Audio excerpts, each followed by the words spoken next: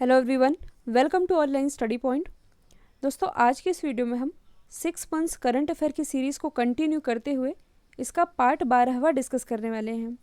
और ये जो सीरीज़ चल रही है इसमें हम पिछले 6 महीनों के सेलेक्टेड करंट अफेयर डिस्कस कर रहे हैं टॉप 25 MCQ के माध्यम से। ये सारे MCQ आप लोगों को सॉल्व करने हैं और वीडियो के अंत में ये बताना है कि आप लोगों के कितने क्वेश्चन सही हुए हैं, इसलिए वीडियो को अंत तक देखते चलिएगा। और यदि आप लोगों को इस वीडियो की PDF चाहिए तो आप हमारा टेलीग्राम चैनल भी ज्वाइन कर सकते हैं। तो चलिए स्टार्ट करते हैं हमारा पहला क्वेश्चन। 34वें सूरजकुंड अंतर्राष्ट्रीय शिल्प मेले का आयोजन कहाँ किया गया था? देखिए, ये जो मेला है ये अंतर्राष्ट्रीय स्तर पर मनाया जाता है, इसलिए इम्पॉर्टेंट है। और इसका आयोजन किया गया था हरियाणा में। हरियाणा में भी कहाँ? हरियाणा के फरीदाबाद में। और इसमें थीम स्टेट कौन था, यानी कि थीम राज्य के रूप में शामिल हुआ था हिमाचल प्रदेश। और ये जो मेला है ये 1 से 16 फरवरी तक हरियाणा के फरीदाबाद में आयोजित किया गया था। और इसी फरीदाबाद में स्थित है national institute of finance management, जिसका नाम बदला गया है हाल ही में, और इसका परिवर्तित नाम है Arun Jaitley national institute of finance management. तो ये भी आप याद रखेंगे। नेक्स्ट क्वेश्चन है, हाल ही में बर्लिन साइकिल टूर्नामेंट का खिताब किसने जीता है? तो ये खिताब जीता है एसो एल्बन ने। और इनका नाम क्यों इम्पोर्टेंट है? क्योंकि यह भारतीय हैं, एसो एल्बन, जिन्होंने बर्लिन साइकिल टूर्नामेंट का खिताब अपने नाम किया है। इसी क्रम में दूसरे स्थान पर रहे हैं चेक रिपब्लिक के थॉमस बाबेक। इसके बाद तीसरे स्थान पर रहे हैं मैक्सिमिलियन लेव, जो कि है जर्मनी के। अब यदि हम बात करें बर्लिन की, तो ये जर्मनी की कैपिटल है। और कुछ समय पहले ही जर्मनी की जो चांसलर है एंजेला मर्केल, इन्हें फोर्ब्स के द्वारा जारी किए गए विश्व की सबसे शक्तिशाली महिलाओं की लिस्ट में टॉप पर रखा गया है, जबकि इसमें भारत की जो निर्मला सीतारमण जी हैं ये हैं 34वें स्थान पर। नेक्स्ट क्वेश्चन है, हाल ही में मेडागास्कर के चक्रवात प्रभावित इलाकों में राहत के लिए भारतीय नौसेना ने कौन सा ऑपरेशन शुरू किया? तो इस ऑपरेशन का नाम है ऑपरेशन वनीला। और मेडागास्कर के चक्रवात में यानी कि प्रभावित इलाकों में राहत के लिए इस ऑपरेशन की शुरुआत की गई थी इंडियन नेवी के द्वारा। और इंडियन नेवी के प्रेजेंट टाइम में हेड कौन है? तो ये हैं एडमिरल कर्मवीर सिंह। यदि हम अदर ऑप्शन को डिस्कस करें तो देखिए, जो ऑपरेशन मदद है इसकी शुरुआत इंडियन नेवी ने ही की थी। और कब की थी? केरल बाढ़ के बारे में आप लोगों ने सुना ही होगा। जब केरल में बाढ़ आई थी उस दौरान इंडियन नेवी ने ऑपरेशन मदद की शुरुआत की थी। इसके बाद ऑपरेशन निस्तार, इसकी भी शुरुआत की गई थी इंडियन नेवी के द्वारा 2 साल पहले, जब यमन के सोकोट्रा द्वीप में 38 भारतीयों को सुरक्षित निकाला गया था इस ऑपरेशन के माध्यम से। और जो ऑपरेशन नंबर प्लेट है ये है RPF की पहल। हालांकि अब RPF का नाम बदल दिया गया है। तो देखिए, ऑपरेशन नंबर प्लेट ये इसलिए स्टार्ट किया गया था क्योंकि आप सभी जानते हैं रेलवे स्टेशनों में कई लोग क्या करते हैं कि बेमतलब ही यानी कि फिजूल ही अपनी गाड़ियाँ पार्क करके चले जाते हैं। और इसी के लिए ऑपरेशन नंबर प्लेट स्टार्ट किया गया था RPF के द्वारा। कमेंट बॉक्स में आप लोगों को ये बताना है कि RPF का परिवर्तित नाम क्या है। नेक्स्ट क्वेश्चन है, अमेरिका में भारत के नए राजदूत के रूप में किसे नियुक्त किया गया है? तो देखिए, राजदूत यानी कि अम्बेसडर, और अम्बेसडर की नियुक्ति होती है नॉन कॉमनवेल्थ कंट्रीज़ में, जबकि जो हाई कमीशन होते हैं यानी कि उच्चायुक्त, इनकी नियुक्ति होती है कॉमनवेल्थ कंट्रीज़ में। यहाँ पर हम बात कर रहे हैं राजदूत की यानी कि अम्बेसडर की। तो अभी हाल ही में जो तरनजीत सिंह सिंधु हैं, इन्हें अमेरिका में भारत के नए राजदूत के रूप में नियुक्त किया गया है। और ये स्थान लेंगे हर्षवर्धन श्रृंगला का, क्योंकि आप सभी जानते हैं जो हर्षवर्धन श्रृंगला है इन्हें अब विदेश मंत्रालय में विदेश सचिव के रूप में नियुक्त कर दिया गया है। और हर्षवर्धन श्रृंगला इन्होंने स्थान लिया है विजय केशव गोखले का। नेक्स्ट क्वेश्चन है, भारत का पहला एनिमल वॉर मेमोरियल ये कहाँ खोला जाएगा? तो एनिमल को एक तरह की श्रद्धांजलि देने के लिए पहला एनिमल वॉर मेमोरियल ये खोला जाएगा उत्तर प्रदेश में। और उत्तर प्रदेश में भी कहाँ? उत्तर प्रदेश के मेरठ में।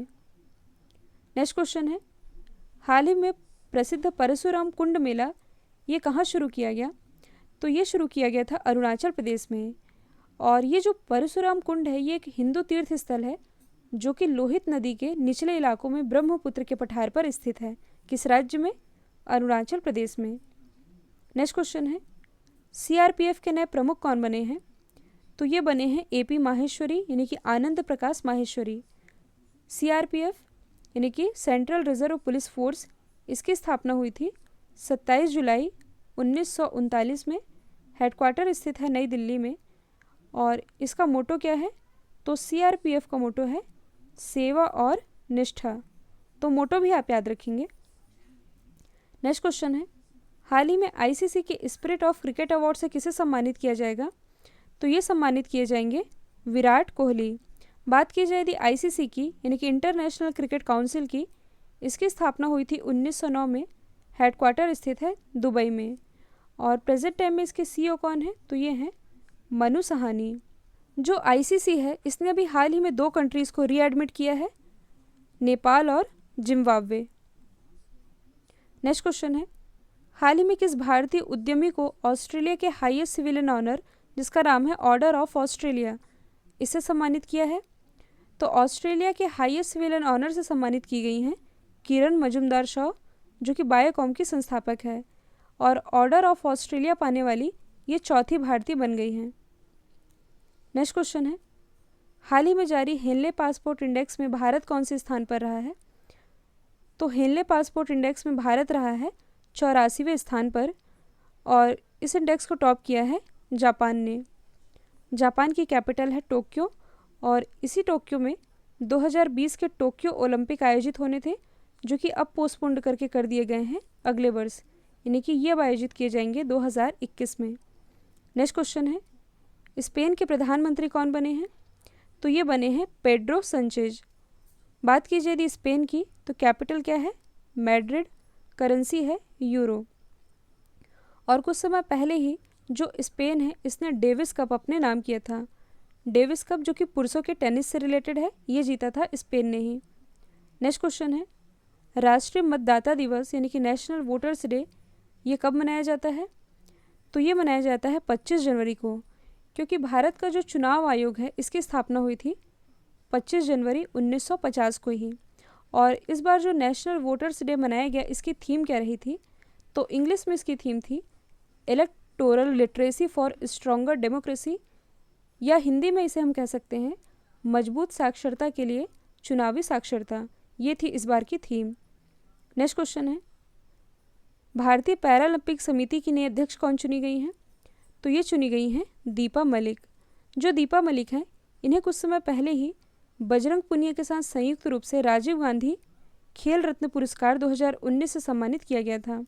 और राजीव गांधी खेल रत्न पुरस्कार पाने वाली ये पहली भारतीय पैरा एथलीट बनी थी, इसलिए इनका नाम इम्पॉर्टेंट है। नेक्स्ट क्वेश्चन है, आंध्र प्रदेश गवर्नमेंट ने दिशा एक्ट लागू करने के लिए किन 2 विशेष अधिकारियों की नियुक्ति की है? तो सबसे पहली बात आप ये याद रखेंगे, दिशा एक्ट ये लागू किया गया है आंध्र प्रदेश गवर्नमेंट के द्वारा। और इसी के लिए 2 विशेष अधिकारियों की नियुक्ति की गई है, कृतिका शुक्ला और एम दीपिका।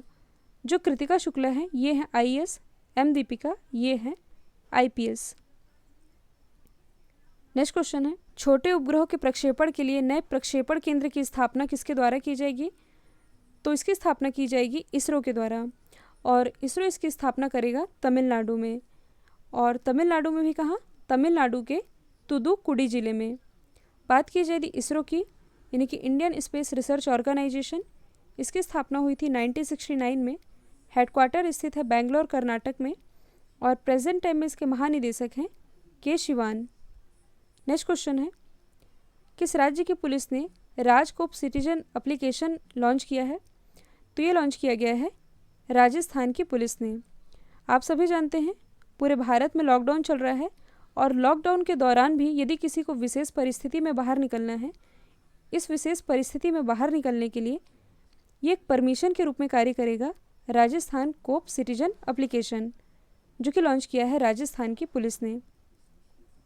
नेक्स्ट क्वेश्चन है, किस राज्य सरकार ने अन्नपूर्णा पोर्टल और आपूर्ति मित्र पोर्टल लॉन्च किया है? तो ये दोनों ही पोर्टल लॉन्च किए गए हैं उत्तर प्रदेश गवर्नमेंट के द्वारा। जो अन्नपूर्णा पोर्टल है ये खाद्य उत्पादों के पैकेजिंग के बारे में जानकारी देगी, जबकि जो आपूर्ति मित्र पोर्टल है ये फ्री होम डिलीवरी सुविधा से रिलेटेड है। ये दोनों ही लॉन्च किए हैं उत्तर प्रदेश गवर्नमेंट ने। नेक्स्ट क्वेश्चन है, दुनिया के इकलौते ऐसे कौन से नेता बने हैं जिन्हें व्हाइट हाउस ने ट्विटर पर फॉलो किया है? ये मोस्ट इंपॉर्टेंट क्वेश्चन है, क्योंकि भारत के जो प्रधानमंत्री नरेंद्र मोदी जी, ये दुनिया के ऐसे पहले नेता बन गए हैं जिन्हें व्हाइट हाउस के द्वारा ट्विटर पर फॉलो किया गया है। अब यदि हम बात करें ट्विटर की, तो इसकी स्थापना की गई थी 21 मार्च 2006 में। हेडक्वार्टर स्थित है कैलिफोर्निया यूएसए में, और इसके जो सीईओ हैं जैक डॉर्सी, इनका नाम इम्पॉर्टेंट है। देखिए, ट्विटर के जो सीईओ हैं जैक डॉर्सी, इनका नाम चर्चे में रहा है। मैंने आप लोग बताया भी था, जैक डॉर्सी ये दुनिया के ऐसे पहले व्यक्ति बन गए हैं जिन्होंने कोविड-19 का मुकाबला करने के लिए 1 बिलियन संपत्ति देने का ऐलान किया था, और ये इनकी लगभग 28% संपत्ति है। ध्यान दीजिएगा, बड़ी बड़ी संस्थाओं जैसे कि वर्ल्ड बैंक, WHO, इनके द्वारा तो बड़ी संपत्ति दी गई है, लेकिन व्यक्तिगत रूप से यानी कि पर्सनली ये ऐसे पहले व्यक्ति हैं जिन्होंने इतनी बड़ी संपत्ति देने का ऐलान किया है। नेक्स्ट क्वेश्चन है, हाल ही में केंद्रीय मंत्रिमंडल ने प्रधानमंत्री और सांसदों के वेतन में कितने प्रतिशत कटौती की घोषणा की है?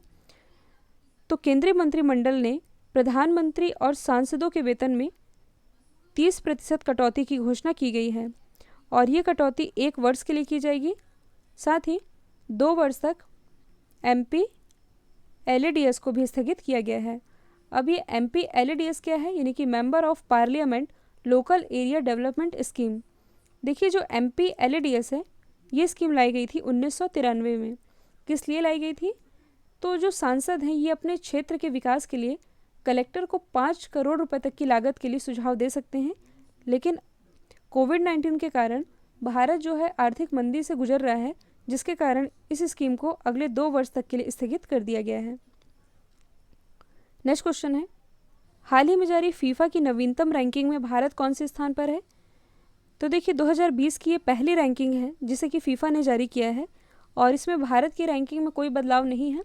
भारत 108 स्थान पर बना हुआ है, जबकि फीफा की रैंकिंग में टॉप पर है बेल्जियम।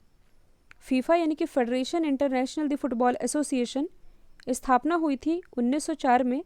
हेडक्वार्टर स्थित है ज्यूरिख, स्विट्ज़रलैंड में। इसके हेड हैं गियानी इन्फैनिटो। 2022 का जो फीफा वर्ल्ड कप होगा, फीफा वर्ल्ड कप 2022, जो कि होगा पुरुषों का, इसे होस्ट करेगा कतर।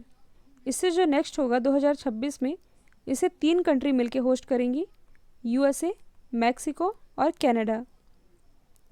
नेक्स्ट क्वेश्चन है, हाल ही में चौथी बार एपेक के नए चेयरमैन के रूप में किसे नियुक्त किया गया है? तो ये बन गए हैं ए शक्तिवेल।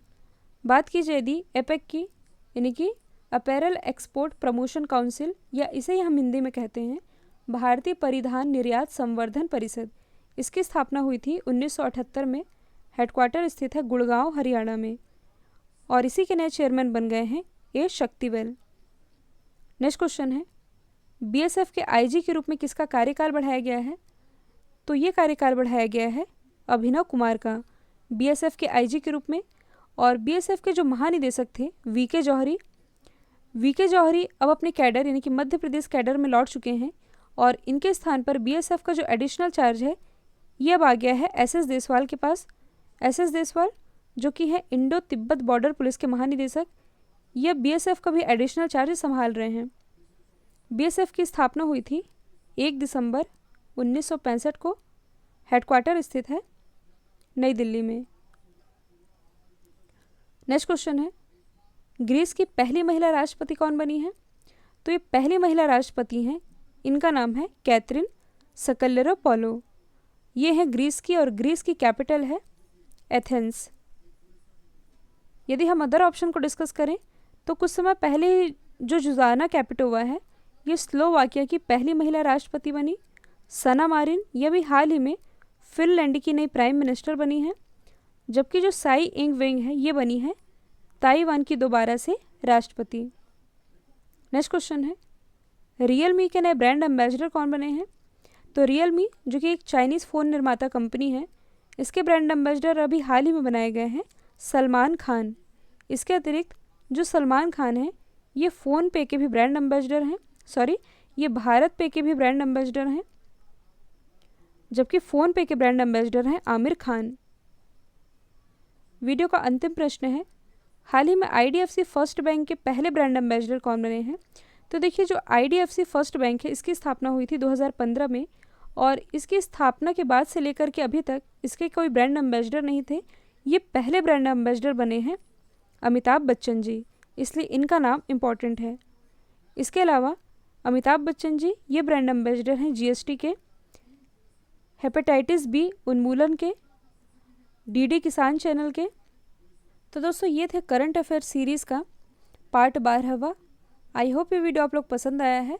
पसंद आया तो अपने स्टडी रिलेटेड ग्रुप में प्लीज़ शेयर ज़रूर करिएगा, और ऑनलाइन स्टडी पॉइंट को लाइक शेयर सब्सक्राइब करना बिल्कुल मत भूलिएगा। तो आज के लिए इतना ही। Thank you so much.